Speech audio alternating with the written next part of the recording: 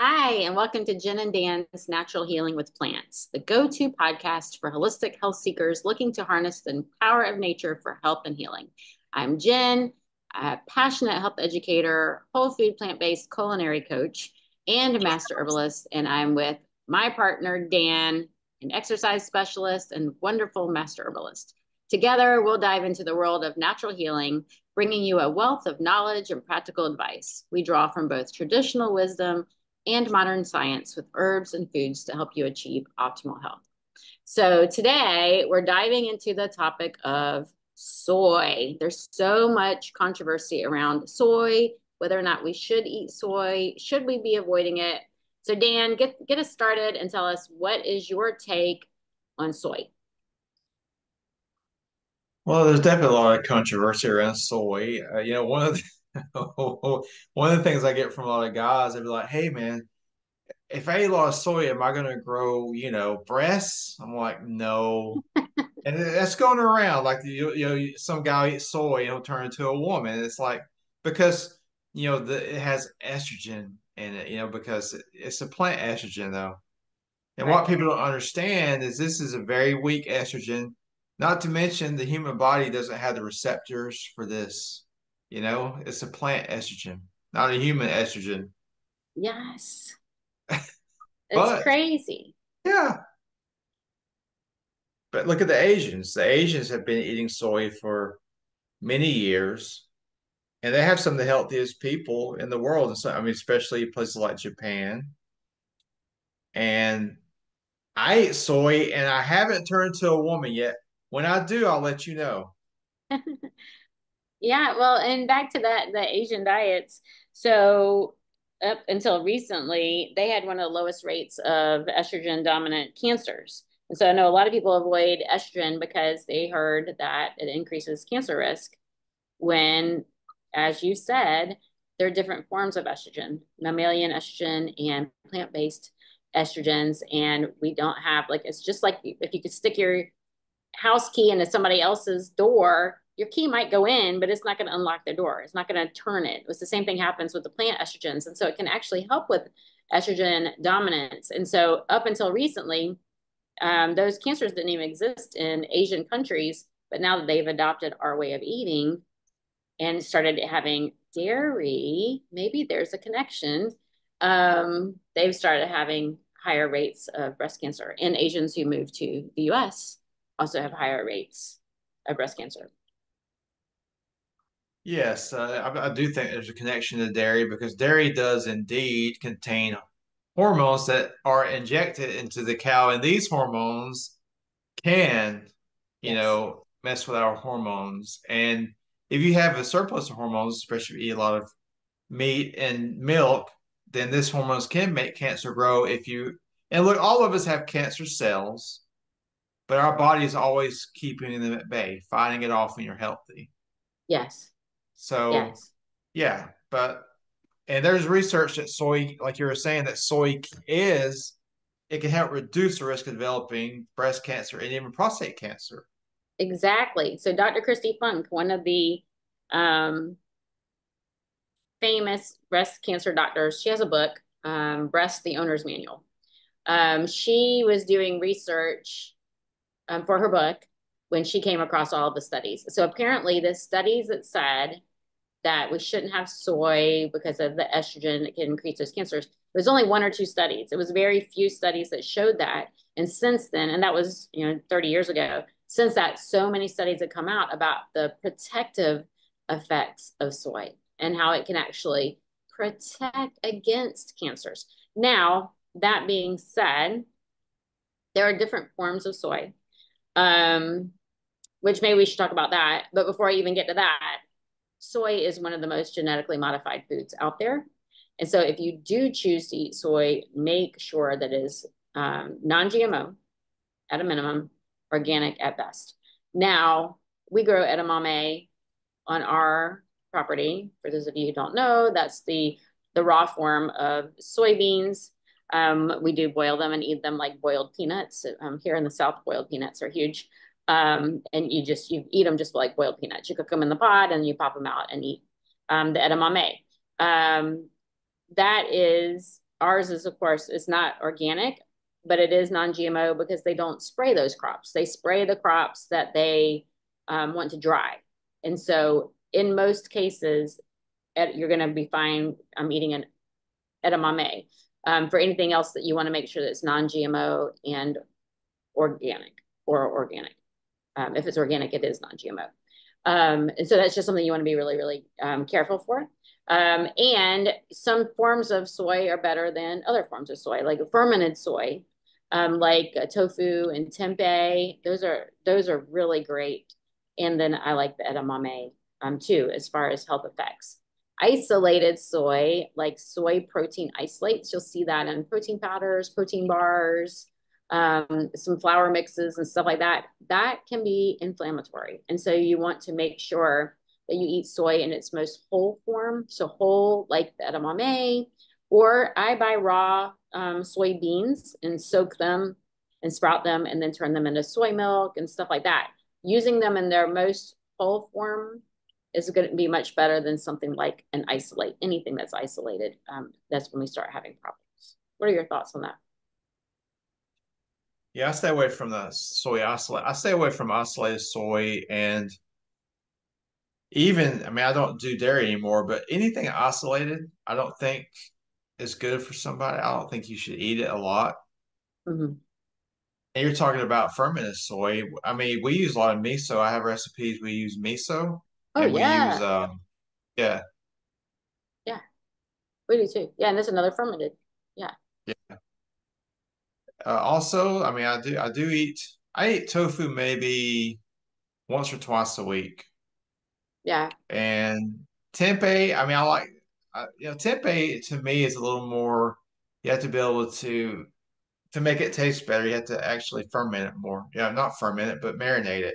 marinated. I like it marinated. I Yeah. actually like a dry rub. I'll put like a dry Oh rub, yeah. like barbecue seasonings on it, and Oh, then never and tried bake that. it. Yeah, um, yeah. So I like it like that. Like I'll cut it into like strips and then put like a barbecue rub and put it on there. I have trouble finding a tempeh that is gluten free though. For those of you who like, I have a history with celiac. And so I do make sure that anything that I buy is also gluten free. And so, and anyone with autoimmune disease, I also recommend that they go gluten free. We did not give a medical disclaimer today, but we want to make sure that you know that all the information we are providing today is education only. We are not doctors. We do not diagnose. We do not prescribe. We do not treat. We are not saying anything individually to you. This is just very general education. So anything we say, if you agree with it, do your own due diligence and study, make sure it fits right with you. If you don't agree with it, then go to the next episode or whatever. So that's why I wanted to make sure I said that. Yes, and so there are other conditions where I do want to make sure that I'm watching. I'm going on a tangent for a second. Soy, and so soy is one of the top allergens. So many people have allergies to soy, and soy can cause inflammation in some people. So whenever I take somebody through one of my if it's a seasonal reset or my liver cleanse or my Create a Healthier You program, all those include an elimination diet. And one of the first things we do eliminate is meat and dairy, and then we also eliminate peanuts and soy. And so, because they can be very inflammatory, and I'm not telling people to avoid it because it's not good for them. I'm telling them to remove it until we cool any inflammation. All of my clients, they come to me with some sort of health condition, which means they do have inflammation in the body. And we're just looking to see what is causing the inflammation. So we remove foods, restore health, and then we gradually add foods in a strategic manner to see, is this the food that's causing inflammation? Is that the food that causes inflammation? Same thing with gluten, no gluten, no soy, no peanuts, no eggs, things like that when we do an elimination diet. But soy is also one of those that a lot of people are allergic to. So if soy is right for you, does not increase inflammation for you, then I think soy is a fabulous food. It's very high in protein and fiber. And then using it in these fermented forms like the miso, then you're getting a live probiotic and natto. And so, or natto is also a great one. Have you ever had natto? I haven't. I haven't. I heard it's pretty good. Have you had it? I made my own. Oh yeah. And it's very, it's like it's got this a slimy texture, and so I know that turns a lot of people off. I am an okra lover. I like I like slime, Yeah. and so it didn't bother me at all. But I made it with my own, soybeans and ordered the stuff to make that. And so, but those give you natural probiotics too. And so, there's just a lot of benefits to eating soy, in my opinion. Yeah, I agree. I've heard about this natto before. I think it's a staple in the Japanese cuisine, and there's many health benefits. Yeah, But yeah, I think you already touched on the point about the whole organic versus conventional. That's where I'm very careful because I do not think GMOs are good for us. no, So I always make sure that the soy has to say organic. And there's some in the store that will say non-GMO, but it doesn't say organic. I don't trust that. It right, right, has to say organic because I right, don't think if it's organic, it has to be non-GMO from my understanding. Now, whether they're telling us the truth or not, who knows? right, But right. Exactly. and You're then a right. lot of people on a plant-based diet, I've seen studies where people they compare soy protein to I think it was beef protein as far as muscle building, and the Hmm. soy did just as well as the beef. Hmm. So if you're into the protein thing, which I got over that a long time ago when I realized it was a lot of marketing, but Yes.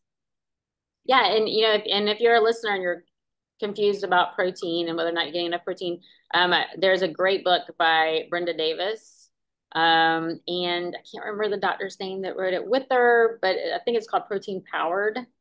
I wish I knew exactly, but I just read that, and then there's another one, Plant Powered. It might be Plant Powered. Anyway, there's several great books out there that tell you really break down the science. Brenda Davis, all of her books. She's a fabulous artie out of Canada, but they're like nutrition textbooks, and so any of her books are going to be an excellent choice to look at if you're concerned about protein on a plant-based diet. I am definitely not concerned about protein on a plant-based diet, and Dan is an exercise specialist. I was a personal trainer several years ago, ACE trained for many, many years. And, I was concerned about protein. When my 10-year-old went vegan and decided, and she was an athlete at the time, I totally freaked and was like, wait, I got to make sure we can get enough protein. And so I started digging into the science and discovered Brenda Davis. And I love her books and all the research. All the resources are there as well. I'm a scientist. And so being able to look into the science behind all of that was also awesome for me. And so it's definitely one of the best decisions of my life. Going completely whole food plant based as far as energy and repair go, and especially with my history with autoimmune conditions. yes, I'll add that there are elite athletes now, like Olympians and NFL football players that are completely plant-based and they are thriving and winning. So Right. don't you worry about that. Look, don't worry about that because you're gonna get plenty of protein, not to mention all the health benefits. But anyway, we got off the topic of soy for Yes, a I second. did. I Well, guess my point was you don't have to have soy to get enough protein on plant-based diet. It's good to incorporate if you want it, but you can get plenty of protein without it. I think that's the point I was trying to make, but anyway. yes. Yeah. And it's so high in protein, but if it causes inflammation in your body, if you have an allergic reaction to it, if you can't find organic, then there's several other options too. You can definitely get plenty of protein as long as you're eating a variety of different foods. You don't even need to focus on protein rich foods. Eating a large variety, lots of leafy greens, beans, peas, sprouted whole grains, all of those are going to provide loads and loads of the amino acids, which is what you actually need for your body and muscle growth. Oh yeah. Yeah. Yeah. So I Uh, mean, I think Jennifer made good points. I like to eat soy, maybe once or twice a week, but if you have allergies, work with Jen, you probably shouldn't have it. There's also, if you can't have soy, there is soy-free tofu in the market now. It's made from fava beans, and I think there's another one made from chickpeas. chickpeas. Yep. So there's alternatives out there now. Right. And then there's one more. A lot of people with autoimmune thyroid are worried. and they're told don't eat soy because of its goitrogenic effects. And the studies that look, yes, they do have goitrogens, but the studies that look at those look at extreme amounts. And so if you are drinking soy milk all day long and eating soy breakfast, lunch, and dinner, then that's probably going to be goitrogenic for you, meaning it's going to slow down your thyroid and slow down your thyroid hormones, influence thyroid hormone conversion. Same with raw cruciferous vegetables. So I'm not telling you don't eat cruciferous vegetables. Eat your cruciferous vegetables. They're most of the wonderful foods you can eat, but you maybe need to eat them cooked. The same with soy, eating the fermented soy, eating the cooked soy, and not eating it for breakfast, lunch, and dinner. It can be a part of your diet. Now, if you're working with me, first we have to make sure it doesn't create inflammation in your body before we can add it. But that is just one of the concerns. I wanted to make sure that we hit on that as well. So the key points are it can be included in diet as long as it's not creating inflammation in your body. And you know, if you have any bloating or gas or anything like that, then, you know, test it. And it may be because you just ate a lot and you've never eaten it before. That happens with any kind of bean. It is a bean. Look for organic, non-GMO. If you want to make your own milk, it's fabulous. Just buy organic, non-GMO soybeans, and you can soak and sprout and use something like a soyabella to make your soy milk. They're wonderful. They do have to be cooked. So that is one of the milks that you do have to cook. Anyway, I don't think I have anything else to add. Do you have anything else to add about soybeans? I don't, Jen. I think we covered pretty much everything We've they need covered to it know. all. Oh Yes, yeah. I love soy milk. I love tofu. My kids love tofu. And tempeh when we can find it. And so I definitely think that soy can be included in a healthy diet. So this wraps up our episode of Jen and Dan's Natural Healing with Plants. If you have any questions or want to dive deeper, you can visit us at holisticgen.com or danthenaturalman.com. And you can check out more links in the show notes. So make sure you subscribe to our channel, share it with our friends, and we love, love, love to hear from our listeners. So if you have anything you would like for us to discuss next, you have something you don't agree with us, we want to hear from you. We definitely want to hear if you are not agreeing with us. But until next time, I hope that you have a fabulous day. Thanks for listening.